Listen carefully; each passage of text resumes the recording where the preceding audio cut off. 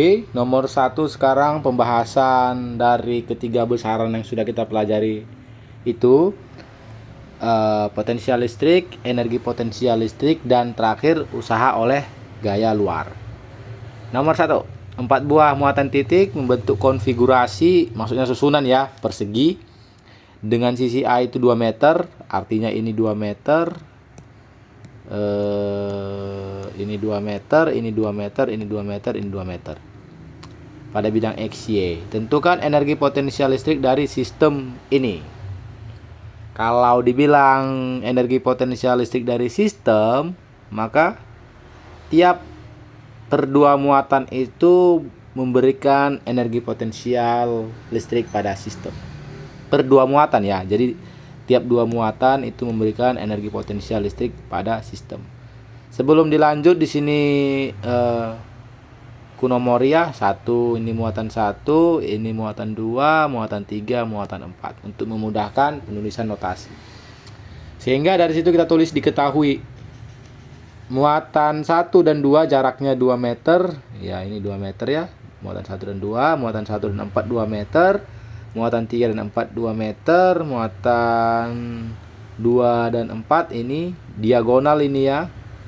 Kalau diagonal kan untuk mencari panjang diagonal ini kan kita bisa menggunakan Pitagoras, di mana ini 2, ini 2. Ini 2, ini 2, berarti ini 2 akar 2. Pitagoras ya, sisi miring. Ini juga sama, muatan 3 dan muatan 1 itu 2 akar 2. Jadi informasinya di sini semua ya. Dapat dibaca ya. Kemudian muatan 1 itu minus Q, muatan 2 Q, muatan 3 2Q, muatan 4 Q. Selesai dari situ, sekarang kita kerjakan energi potensial listrik dari sistem ini. Seperti yang sudah dibilang tadi, untuk mencari energi potensial listrik pada sistem artinya itu adalah energi total tiap 2 muatan. Di sini ada 4 muatan. Yang pertama berarti kalau gitu energi potensial sistemnya itu energi potensial antara muatan 1 dan 2. Ya kan? Antara muatan 1 dan 2 itu memberikan energi potensial pada sistem. Energi potensial antara muatan 1 dan 3. Energi potensial antara muatan 1 dan muatan 4. Jadi EP12 ditambah EP13 ditambah EP14.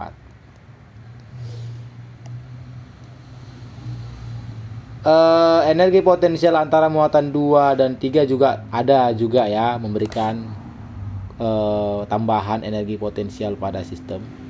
Energi potensial antara muatan 2 dan 3 ditambah antara muatan 2 dan 4 juga memberikan. Intinya antara 2 muatan. Energi potensial antara muatan 2 dan 4. Kalau gitu apakah ada juga energi potensial 4 dan 2? Ada, tapi sudah dimasukkan dengan nilai EP24. Sama doang ya. Jadi EP42 sama aja dengan EP24. Ini berbeda dengan gaya ya. Kalau gaya itu kan nantilah kita bahas itu, jadi bingung nanti. Intinya sama doang ya. EP24 dengan EP42 itu sama doang. Sekarang EP24 sudah, lalu 34 belum ya. Jadi EP3 dengan muatan 3 dan muatan 4 ini juga memberikan energi potensial pada sistem. Jadi EP34. Ini adalah kombinasi ya antara 2 muatan yang memberikan energi potensial pada sistem. Nah, begitu. Jadi kita masukkan itu tadi. Seperti ini dia ya. Masukkan angka-angkanya. Masukkan angka-angkanya. Jadi EP12 muatan 1 dan muatan 2, Q1 Q2, EP13 muatan 1 dan 3, EP1 4, muatan 1 dan 4, 23, 23, 24, 24, 34, 34. Jarak antara muatan 1 dan 2 itu A, 1 dan 3 akar 2, 14 A, 23 A, 24 A akar 2, 34 A. Q1, Q2 itu minus Q kuadrat. Kenapa minus? Jadi kan Q1 itu minus Q ya. Q2 itu Q, berarti minus Q dikali Q. Jadi jelas di sini tanda negatif pada muatan itu dimasukkan ke penjumlahan aljabar. Karena energi potensial adalah besaran skalar. Jadi negatifnya itu, muatan negatif itu dimasukkan ke aljabar, tanda muatan negatifnya atau tanda negatifnya. Berbeda dengan ini ya, gaya kolom dan medan listrik. Itu tanda negatifnya hanya menjelaskan apakah dia tarik menarik atau tolak menolak. Oke, jadi Q1 Q3 minus 2Q kuadrat, Q1 Q4 minus Q kuadrat, 23 2Q kuadrat, 24 Q kuadrat, terakhir 34 2Q kuadrat. Ini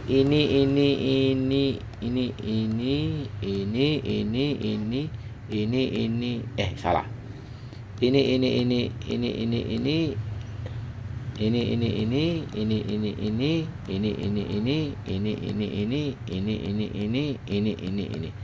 difaktorin atau bisa dikatakan keluar ke dalam kurung. Jadi kaki kuadrat per A. Buka kurung. Ini minus 1, ini minus 2, tapi ada akar 2-nya ya, minus 2 akar 2, ini minus 1, ini 2, ini 1 per akar 2, ini 2. Nah, kita jumlahkan ini, kita dapat 2 dikurang 1 akar 2. 2 dikurang 1 per akar 2. Masukkan angka K, Q, dan A, dapatnya 0,209 Joule. Ini adalah energi potensial total atau energi potensial sistem. Lanjut sekarang nomor 2. 2 buah muatan titik dengan besar masing-masing 3 mikrokolom dan minus 5 mikrokolom. Seperti gambar berikut ini. Tentukanlah besar potensial listrik di titik B. Nah, ini titik B di tengah-tengah ya, enggak literally betul-betul di tengah ya. Intinya di antara A dan C. Muatan A dan muatan C itu memberikan potensial. Ini berbeda ya dengan energi potensial. Di sini muatan A dan muatan C itu memberikan potensial listrik di muatan B. Jadi di muatan B ini muatan B ini menerima potensial listrik muatan A dan muatan C. Diketahui dulu, ditulis ya. Di mana jarak antara A dan B itu 2 meter, B dan C itu 4 meter.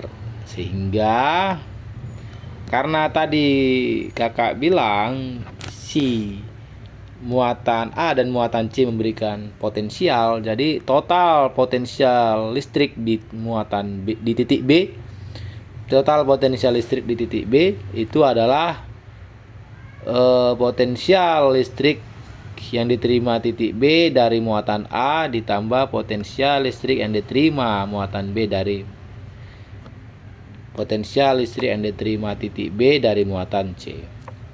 FBA ditambah FBC. Seperti ini. FBA-nya KQA per RBA. Kenapa QA? Karena yang memberikan potensial listriknya adalah muatan A. FBC, KQC, kenapa muatan C? Karena yang memberikan potensial listriknya pada titik B adalah muatan C. Masukkan. Coba dilihat di sini, QC itu negatif ya kan, memang minus 5 kali 10 pangkat 6 kolom. Sehingga di sini dia negatifnya muncul. Kenapa negatifnya itu kita masukkan dalam operasi aljabar? Ya karena yang pertama potensial listrik itu adalah besaran skalar. Jadi tanda negatifnya itu berkontribusi ke penjumlahan aljabarnya atau perkalian aljabar. Ingat lagi, tanda negatif pada medan listrik dan gaya kolom hanya menentukan arah. Jadi tidak dimasukkan ke rumusnya tanda negatifnya atau tidak dimasukkan ke operasi aljabarnya.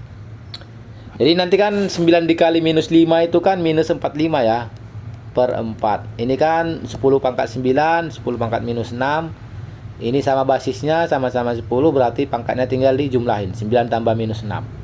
Berarti dikali 10 pangkat 3. Nah, ini kan minus dia. Jadi potensial listrik ketika muatannya negatif, ya negatif potensialnya. Kemudian ini ke ini ya, KQA. Nah, totalnya itu setelah dioperasi dijumlahin ya kan. Ini kan sebenarnya bla bla bla negatif 45 per 4 kali 10 pangkat 3. Jadi itu adalah 2250 volt. Nah, nomor 3 sekarang. Berapakah usaha yang harus dilakukan orang untuk memindahkan muatan 4 mikrokulum dari titik yang berjarak 20 cm ke titik yang berjarak 10 cm yang dipengaruhi oleh medan listrik dengan muatan 200 mikrokulum. Jadi ceritanya di sini ada nih muatan sebesar 200 mikrokulum seperti itu.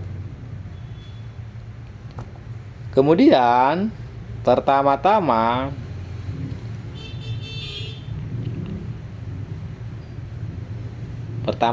jarak antara muatan 200 mikrokulum ini ke muatan 4 mikrokulum itu adalah, ini muatan positif ya, 4 mikrokulum ya. Ini misalnya titik B lah kita namanya, titik A deng, kita titik A, nggak usah lah, titik B aja lah. Ini misalnya titik B kita namakan, dimana muatan yang mau kita pindahkan ini namanya muatan uji 4 mikrokulum. Lalu ini jaraknya itu ini ya 20 cm.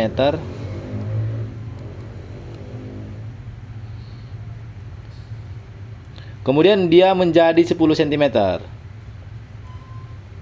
Jadi ke sini ini muatan positif, ini muatan ujinya yang kita pindahin, jadi dia menjadi 10 cm.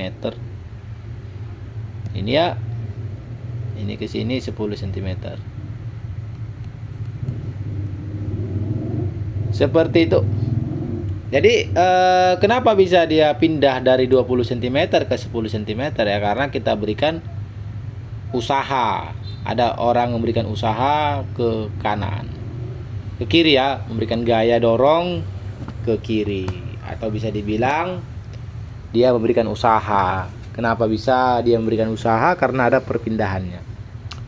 Oke, mari kita bicara secara alaminya. Secara alami seharusnya ketika dia di ini titik C misalnya, secara alami ketika dia di titik B seharusnya terjadi tolak menolak ya. Jadi kalau kita hapus ini ya, biar jangan hilang konsentrasi kita. Secara alami ketika dia di titik B, dia akan tolak menolak dengan muatan positif 200 mikrokulum ini. Kenapa? Karena positif kan tolak menolak sejenis. Jadi secara alami harusnya muatan uji ini menjauh. Itu secara alami. Kenapa bisa menjauh? Karena adanya gaya kolom yang ke arah kanan. Agar kita bisa mendekatkan muatan uji ini ke muatan 200 mikrokulum menjadi 10 cm jaraknya, atau menjadi lebih dekat, butuh tuh usaha oleh gaya luar. Jadi butuh gaya luar untuk melawan gaya kolom ini. Itu ya, butuh gaya luar. Jadi sebenarnya yang mau dijelaskan di sini adalah kenapa disebut di sini usaha yang dilakukan orang, ya karena memang di sini tidak mungkin secara alami si muatan positif ini atau si muatan uji ini mendekati muatan positif 200 mikrokulum, karena harusnya mereka tolak menolak. Jadi butuh tuh usaha oleh gaya luar atau usaha oleh orang. Seperti itu dia ya. Sehingga bisa kita tebak sebenarnya ini usahanya akan positif. Kenapa? Karena kalau kita mengacu ke yang sudah kakak jelaskan kemarin, ketika usahanya itu positif, maka itu adalah usaha yang dilakukan oleh gaya luar. Kalau usahanya negatif, maka usahanya itu dilakukan oleh sistem. Jadi ketika muatan positif ini secara alami menjauh, itu artinya akan kita dapat nanti usaha yang negatif. Jadi kalau kita tidak ada, anggap tidak ada gaya luar, ya kan?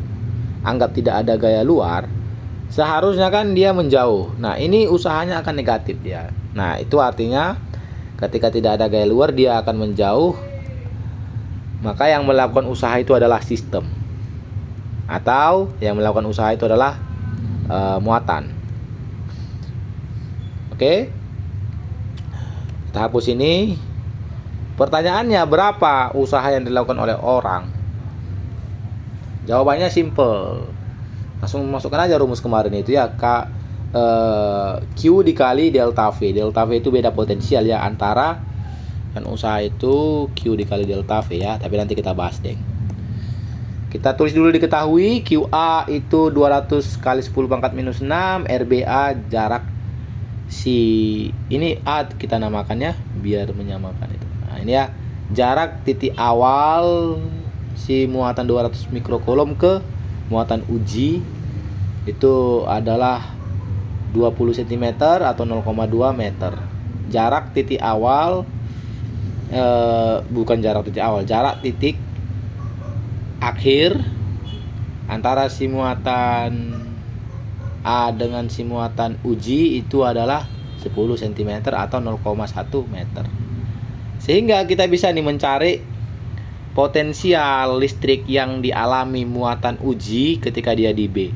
Ketika dikatakan potensial listrik yang dialami muatan uji, itu artinya dia menerima muatan uji dari muatan lain. Di sini muatan yang ada itu hanya muatan 200 mikrokulom. Jadi di sini di titik B ini si muatan uji menerima potensial listrik dari muatan 200 mikrokulom. Dicari ya potensial listrik muatan uji ketika di titik B. Kemudian dia dipindahkan ke sini kan.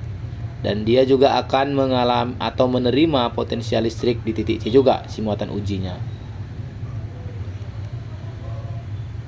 Nah, pertanyaannya berapa potensial listrik yang diterima dia? Ya, dia menerima potensial listrik dari muatan A atau muatan 200 mikrokulom karena cuma satu muatannya. Cuma satu muatan selain muatan ujinya. Saya cari ya potensial listrik di titik B 9 kali 10 pangkat 6 volt. Lalu yang kedua potensial listrik di titik C itu adalah 18 kali 10 pangkat 6 volt. Sehingga usaha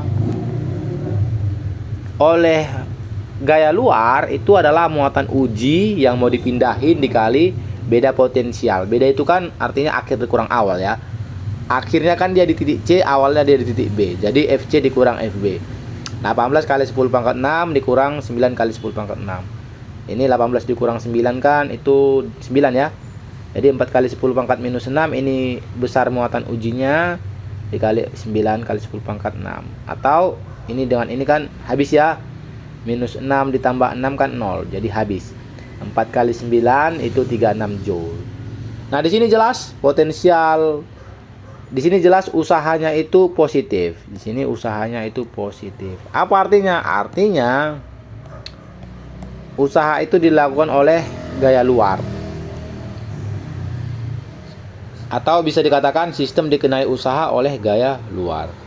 Di sini ketika dikatakan sistem dikenai usaha oleh gaya luar, di situ EP-nya akan membesar, EP sistemnya. Oke, nomor 4.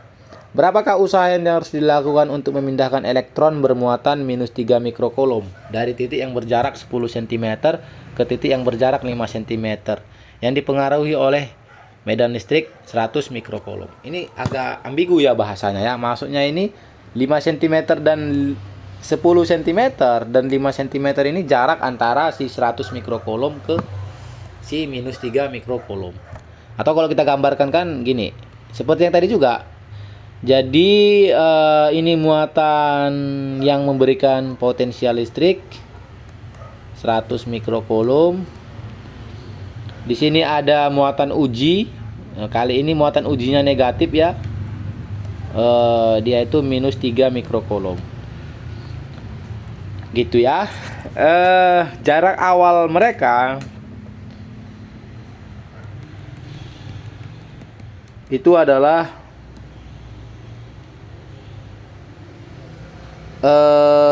jarak awal mereka itu adalah 10 cm. Sekarang kita misalnya ini kita namakan titik A, ini titik B. Sebentar.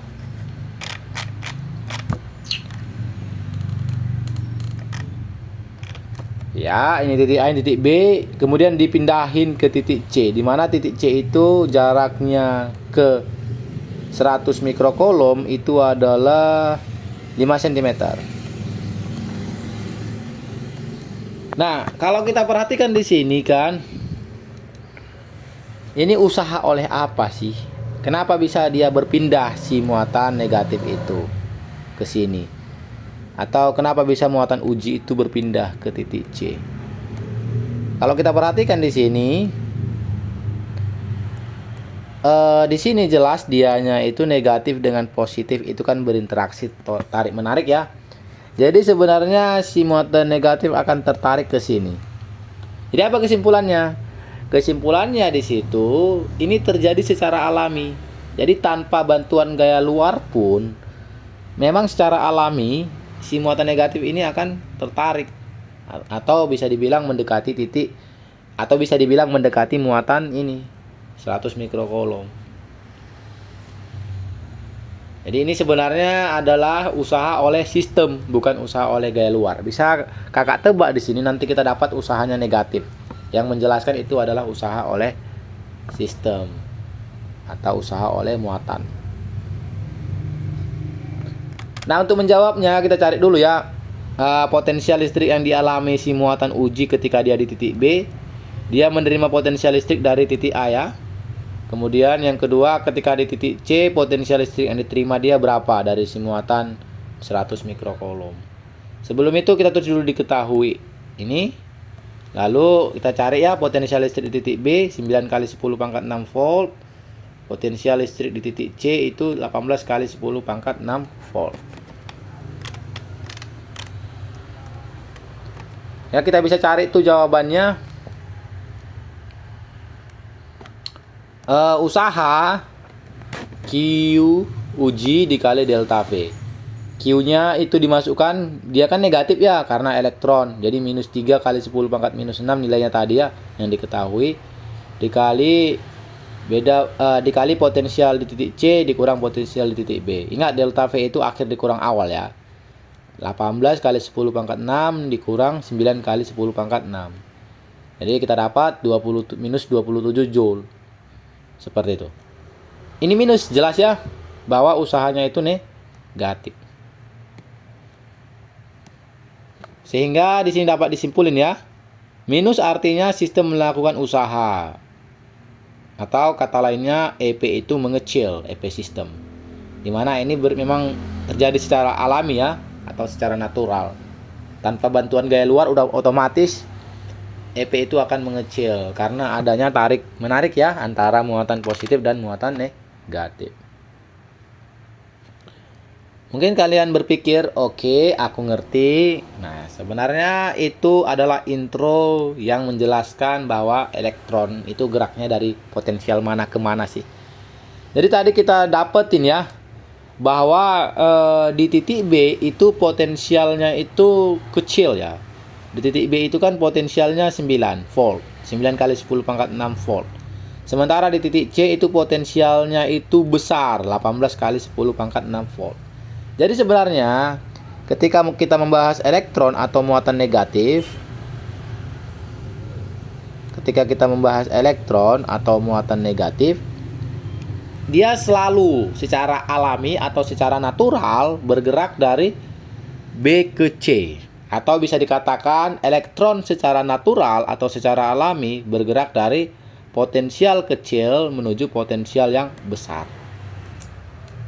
Jadi kalau kita buat dua buah bola konduktor ya kan, di mana bola konduktor pertama itu muatan positifnya lebih banyak daripada muatan negatifnya, walaupun di sini sebenarnya ada muatan negatif ya.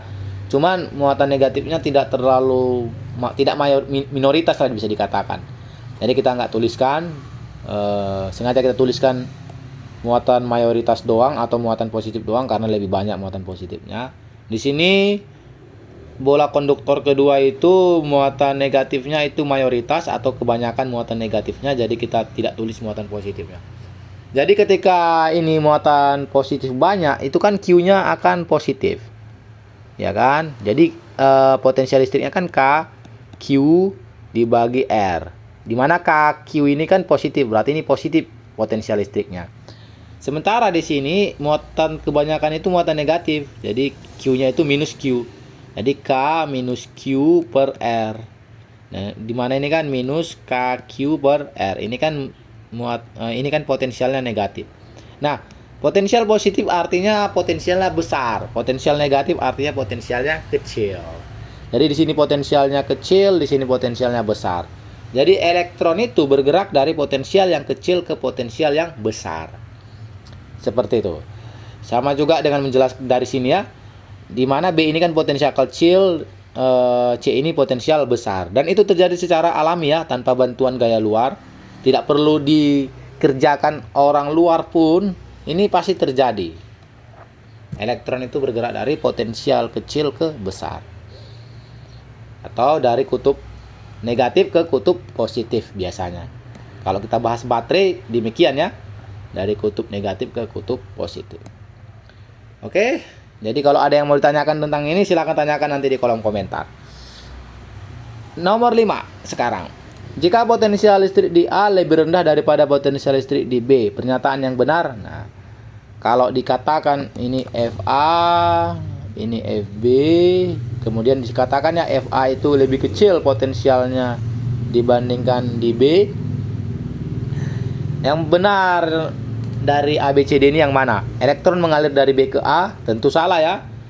Di sini B itu adalah potensial yang besar, A ini potensial yang kecil. Elektron itu mengalir dari potensial kecil ke besar. Itu khusus elektron ya, berbeda dengan proton. Kalau proton sebenarnya kalau udah kita amatin tadi, proton itu sifat alaminya kebalik ya. Dia itu bergerak dari potensial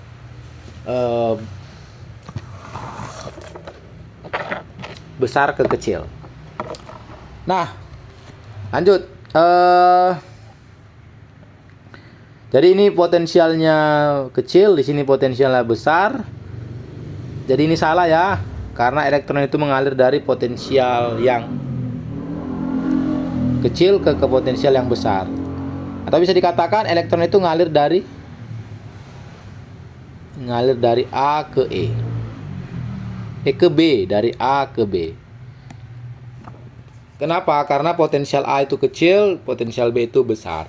Jadi dia mengalir dari yang kecil ke yang besar. Proton mengalir dari B ke A, salah juga. Itu adalah salah. Oke, tadi kakak koreksi ya. Sebenarnya proton itu nggak bisa mengalir. Itu koreksinya ya. Proton itu tidak bisa mengalir karena dia berada di dalam atom. Yang mengalir itu adalah ionnya. Ion itu adalah atomnya yang mengalir sebenarnya, bukan protonnya. Dimana kan ion itu kan bagian dari partikel atau zat. Jadi hampir sangat sulit ya untuk ion mengalir ketika kita membahas zat padat. Jadi di konteks ini nggak mungkin ion-ion di A ini mengalir ke B. Nggak mungkin. Kecuali nih ionnya itu dalam bentuk gas. Gas itu kan bersifat bebas, bisa bergerak kemana aja. Beda dengan zat padat. Ini kan konteksnya zat padat ya. Jadi di sini mustahil ion mengalir. Kemudian C, arus mengalir dari B ke A. Ini benar nih. Jadi pada tahun kapan kurang tahu. Sebelum ditemukannya listrik statis, orang-orang berteori bahwa arus itu mengalir dari B ke A. Nyatanya tidak demikian sebenarnya ya. Arus itu mengalir dari A ke B. Sebenarnya apa sih arus? Ya kan? Oke, sepertinya salah omong sih kakak. Sorry. Jadi pada tahun entah kapan orang-orang beranggapan ada konsep arus, di mana arus ini adalah muatan positif yang mengalir. Orang-orang beranggapan arus itu adalah muatan positif dan dia itu mengalir dari potensial. Sini, anggapan orang-orang arus itu mengalir dari potensial yang besar ke potensial yang kecil. Kenapa orang-orang menganggap demikian? Karena mereka menganalogikannya dengan sifat natural energi potensial pada gravitasi. Jadi ketika kita membilang natural, secara alami ketika ada bola dan tanah, maka secara alami bola ini akan jatuh. Ya kan? Dimana kan di sini ini A, ini B. Ketika dia jatuh, berarti kan energi potensialnya itu akan mengecil. Jadi secara alami di sini energi potensialnya itu mengecil. Dengan beranggapan demikian,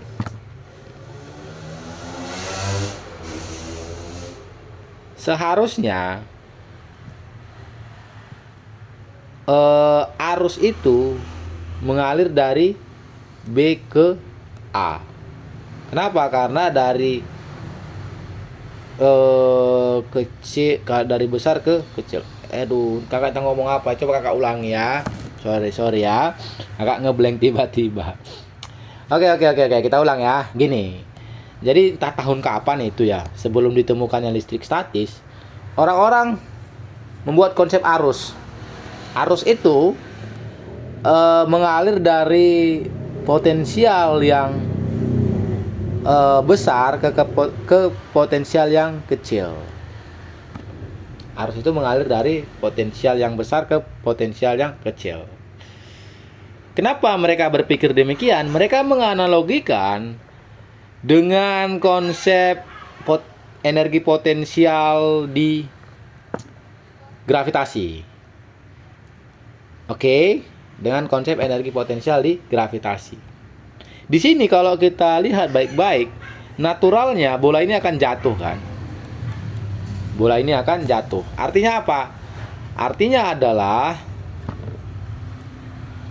energi potensialnya bola di titik A akan mengecil karena dia akan jatuh. Akan mengecil. Sehingga apa yang terjadi? Sehingga yang terjadi bisa dikatakan, aduh, salah ngomong kakak lagi ya. Kakak agak bingung nih cara menjelaskannya ini. Bentar ya, kakak mikir dulu.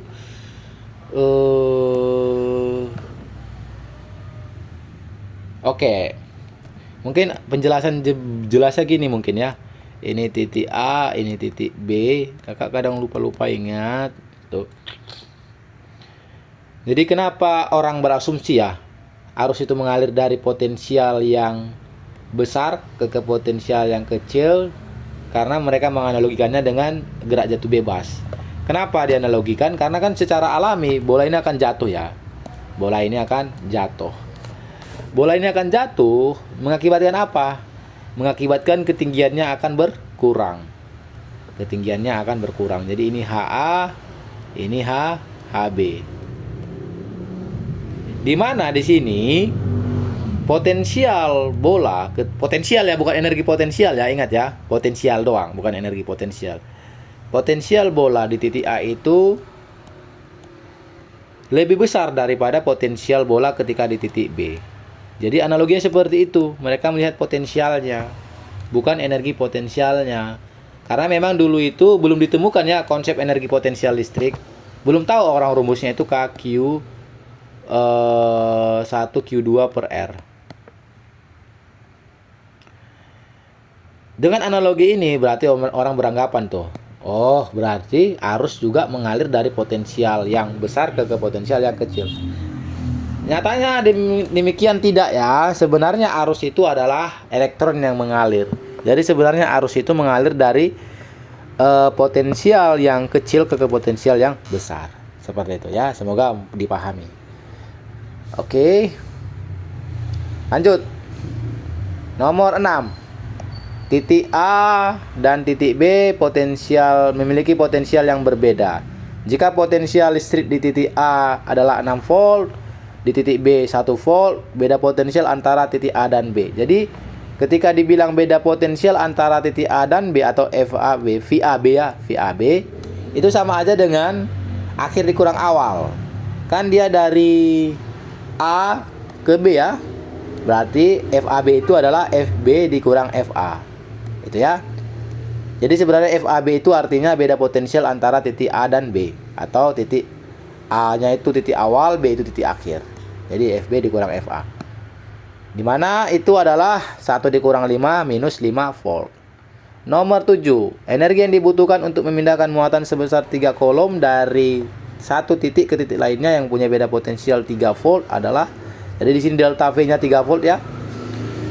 Jadi kalau kita membahas energi, itu sebenarnya energi itu berbentuk ini ya, sebenarnya energi potensial. Atau di konteks ini bentuknya usaha. Ya, jadi EW atau EP sebenarnya bukan EP sebenarnya, tapi lebih ke delta EP sama dengan Q dikali delta V. Jadi masukkan Q dikali delta V 3 kali 3 9 joule. Nomor 8, suatu muatan 3 kolom ingin dipindahkan dari P ke Q, usaha sebesar 12 joule. Beda potensial antara titik P dan Q, ya udah. Sama kayak yang tadi juga. Kali ini delta V sama dengan W per Q, 12 per 3 4 volt. Lanjut nomor 9. Besar potensial listrik pada titik P itu 5 volt, di titik Q itu 2 volt. Beda potensial antara titik P dan Q, VPQ ya. Dari titik P ke titik Q, berarti akhir dikurang awal ya, VQ dikurang VP. Jadi dapatnya minus 3 volt. Lanjut nomor 10.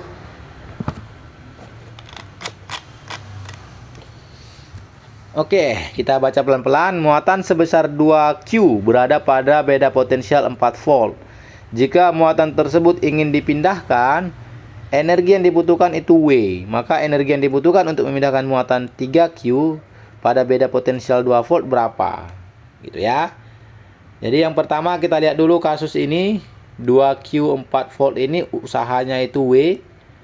Sehingga kita dapat ya, W itu kan Q dikali delta V. Q itu adalah muatan yang mau kita pindahkan. Jadi dia isi 2Q dikali beda potensialnya itu 4 volt. Jadi 2Q dikali 4V ya, atau 8QV. Jadi ketika juga yang kedua, kok jadi ketika juga? Yang kedua, energi yang dibutuhkan untuk memindahkan muatan 3Q pada beda potensial 2 volt. Jadi W2 Q dikali delta V, Q-nya itu 3Q ya. Karena ini yang mau kita pindahkan si 3Q-nya. Delta V-nya itu 2 volt, berarti 3Q dikali 2 volt atau 6QV. Nah, untuk mencari berapa usahanya, ketika diketahui usaha untuk yang pertama itu adalah W, ya udah bandingin aja. Jadi W2 dibagi W. Karena W2 ditanya berarti W2 duluan ya. W2 dibagi W, 6QV dibagi 8QV. QV coret ya. Nanti 6/8 atau 3/4. W-nya pindah ruas ke sisi kanan, berarti W2 3/4 W. Atau 0,75 W ya. Lanjut nomor 11, sama juga ini sebenarnya dengan soal yang tadi. Jadi tidak ada masalah ya. Nomor 12. Aduh bentar. Dua muatan 3 kali 10 pangkat minus 6 kolom dan minus 4 kali 10 pangkat 6 kolom ditempatkan pada jarak 4 meter. Jadi pertanyaan pertama, pertanyaan yang A, hitung potensial di titik A. Lihat gambar 1.37. Ini gambarnya ya. Jadi potensial di titik A ini berapa? Nah, di sini kan ada dua muatan ya di sekitar titik A. 3 kali 10 pangkat minus 6 dan minus 4 kali 10 pangkat minus 6. Minus 6 itu ya. Sebentar dulu, sepertinya ada kesalahan. Oh ya, minus 6 ini ya. Ini typo nih. Ini minus 6. Oke. Minus 6 mungkin bisa dikoreksi nanti ya sebelum kalian mengerjakannya. Ini dikoreksi minus 6. Nah, begitu. Jadi titik A ini menerima potensial dari muatan 1 dan muatan 2. Tulis dulu diketahui ya. Jadi Q1, Q2, kemudian jarak titik A ke muatan 2, jarak titik A ke muatan 1. Kalau gitu yang A itu kan dia menerima potensial dari ini ya, 3 dan -4 ini. Sehingga total potensialnya itu ya udah potensial listrik pada titik A dari muatan 1, potensial listrik pada titik A dari muatan 2, KQ1 per RA1, KQ2 per RA2. Ini RA1 maksudnya jarak ya jarak antara titik A dengan muatan 1. Ini RA2 jarak antara muatan 2, jarak antara titik 2. RA2 jarak antara titik A dan muatan 2. Masuk kan? Seperti yang tadi itu Q2 itu negatif ya. Jadi negatifnya dimasukkan ke dalam rumus karena dia berkontribusi negatifnya ya. Sehingga ini adalah negatif 7,2 kali 10 pangkat minus 6. Ini 9 kali 10 pangkat 3. Hasilnya itu 1800 volt. Itulah potensial pada titik A. Lalu pertanyaan yang kedua, berapa usaha yang dibutuhkan orang untuk membawa muatan 5 kali 10 pangkat minus 6 kolom dari titik tak terhingga ke titik A? Oke. Di sini, ketika dibilang titik tak terhingga, artinya kan jarak ini, kan katanya kan dari titik tak terhingga ke titik A. Ini A ya. Kalau ini titik tak terhingga.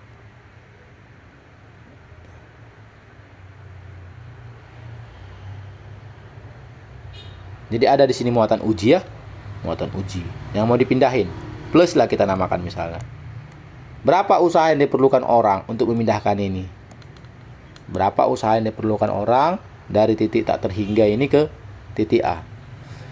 Jadi at the end muatan ujinya akan di sini. Ya udah, kalau mencari itu ya udah kayak rumus yang tadi juga, usaha Q dikali delta V.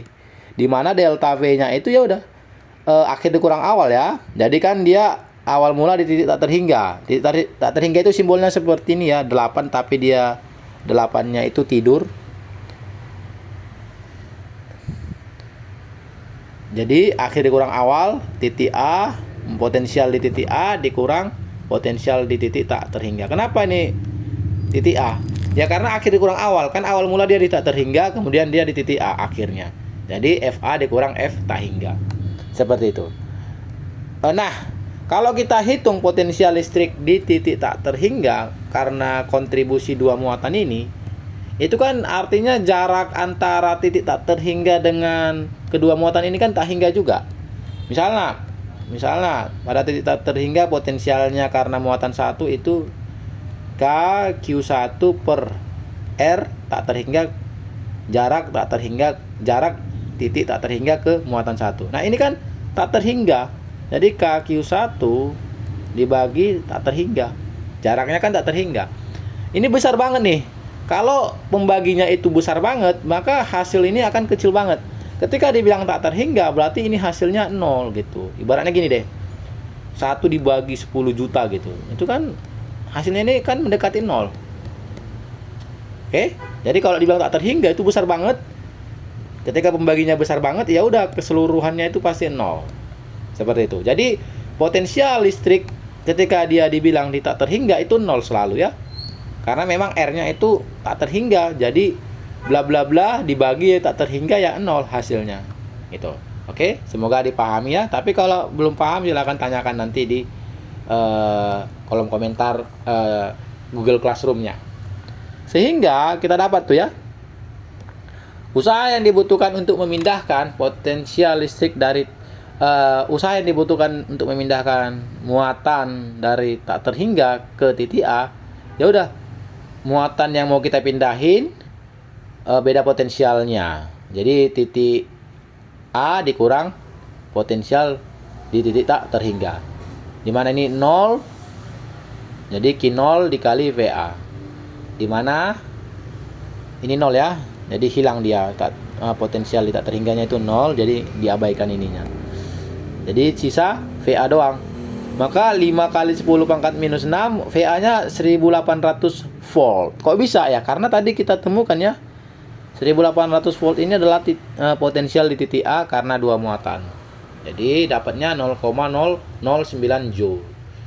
Jadi kecil banget ya usahanya, 0,009 joule. Seperti itu. Lanjut ya. Nomor 13. Loh. Sepertinya ada kesalahan dalam penomoran ya. Oh ya benar, nomor 13.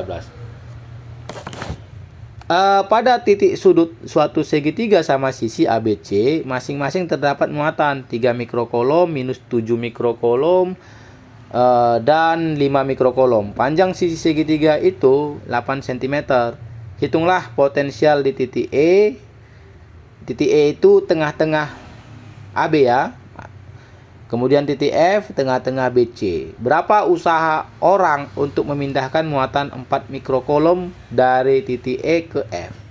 Oke, sebelumnya kita cari dulu potensial listrik di sini ya, berapa nilainya.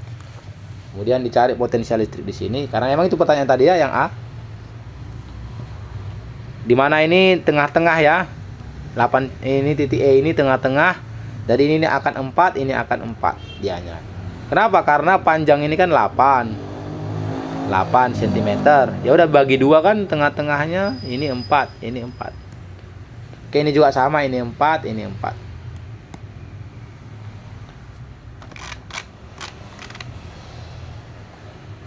Nah, di sini kalau kita bicara tentang segitiga sama sisi, ketika kita belah tengah, maka ini 4, ini 4, ya kan? Ketika kita belah tengah, ini 4, ini 4. Maka ini adalah segitiga siku-siku. Ini adalah segitiga siku-siku.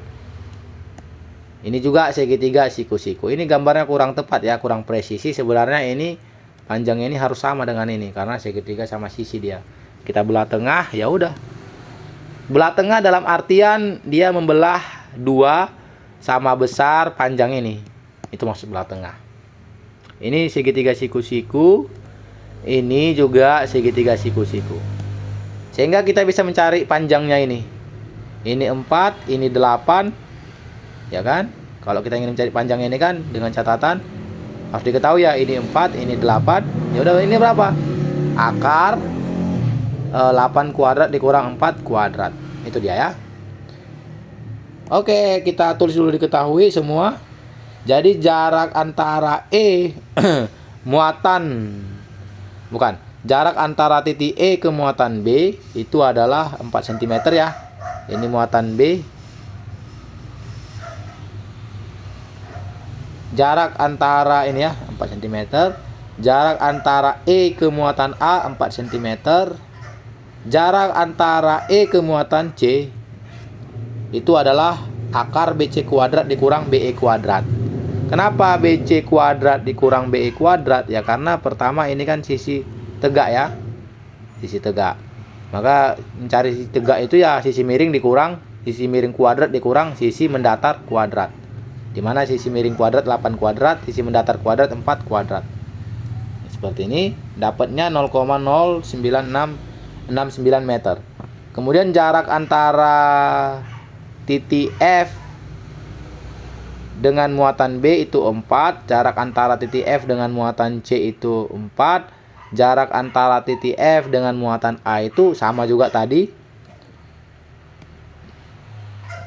F dengan A. Jarak antara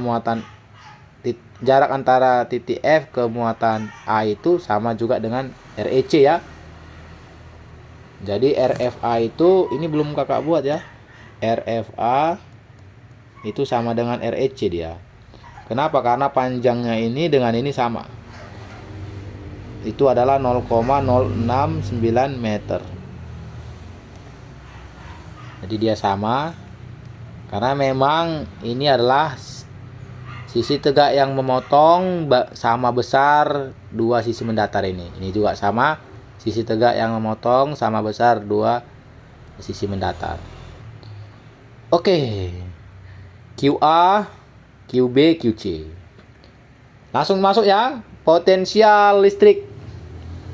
di titik E. Karena di sisinya itu ada muatan A, muatan B, dan C, maka akan memberikan kontribusi nih, ketiga muatan ini memberikan kontribusi potensial listrik. Jadi di titik E itu total potensial listriknya itu karena muatan A, muatan B, dan muatan C. Kemudian lihat di sini QB itu negatif karena memang negatif, dia masuk ke dalam perhitungan, dapatnya minus 2,48 kali 10 pangkat 5 volt.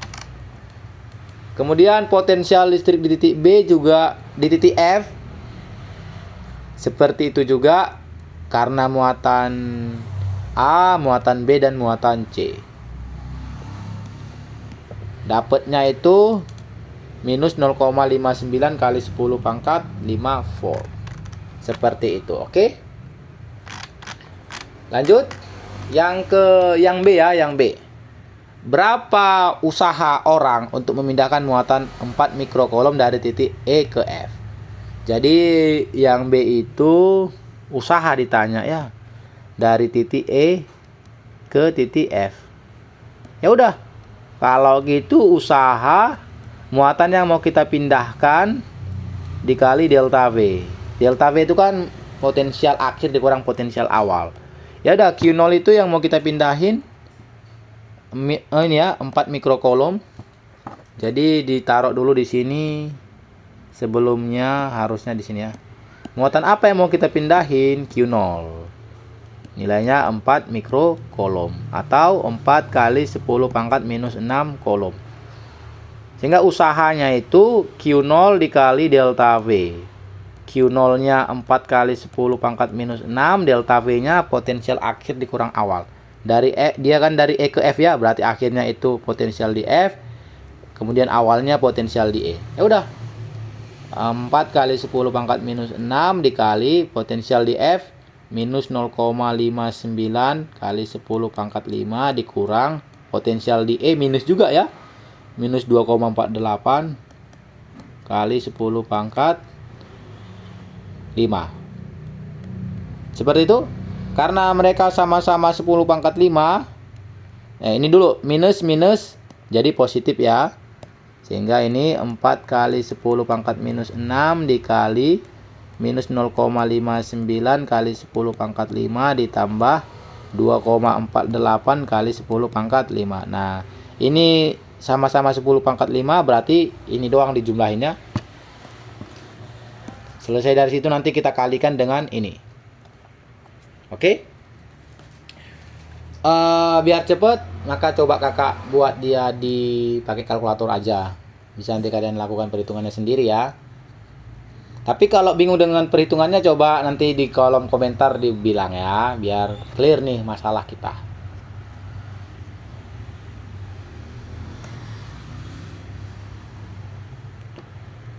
Oke, ini berapa nih? 2,48 dikurang 0,59 1,89 ya. Berarti 4 kali 10 pangkat minus 6 dikali 1,89 dikali 10 pangkat minus 5. 10 pangkat 5. Oke? Berarti 4 kali 1,89 ini dulu kita kalikan ya, ini. Yang ini dikalikan dengan yang ini dapatnya 7,56. Kemudian 10 pangkat minus 6 dikalikan dengan 10 pangkat 5. Pangkatnya aja dijumlahin, minus 6 tambah 5, minus 1. Minus 1 berarti per ini ya, 10 pangkat minus 1. Minus 1 kan artinya per 10 ya.